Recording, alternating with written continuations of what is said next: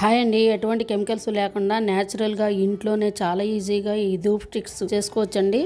Post కోవిడ్తో బాధపడే వారికి అగరబత్తి వాసన కూడా పడట్లేదండి. మస్కిటో కాయిల్స్ లిక్విడ్స్తో కూడా ఇబ్బంది పడుతున్నాము. అందుకే నేను 2 సంవత్సరాలుగా ఇలా న్యాచురల్గా తయారు చేసుకుంటున్నానండి.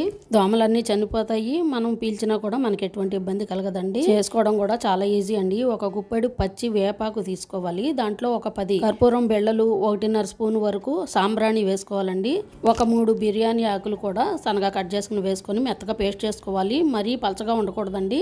బాగా గట్టిగా ఉంటే కొంచెం నీరు చుక్క కలుపుకొని మనకు కావాల్సిన షేపుల్లో మనం కోన్స్ లాగా చేసేసుకోవచ్చు. పొగ కొంచెం ఎక్కువగా కావాలి అంటే ఇంకొంచెం సాంబ్రాణి వేసుకోవాలండి. ఇప్పుడు నేను లైట్ గా వచ్చేలాగా చేస్తున్నాను అనమాట. ఇవి ఒక్క రోజులోనే ఎండిపోతాయండి. ఎండలో పెట్టుకోవచ్చు, లేదంటే ఫ్యాన్ గాలికే చక్కగా ఆరిపోతాయి. ఆరిన తర్వాత చాలా తేలికగా అయిపోతాయండి.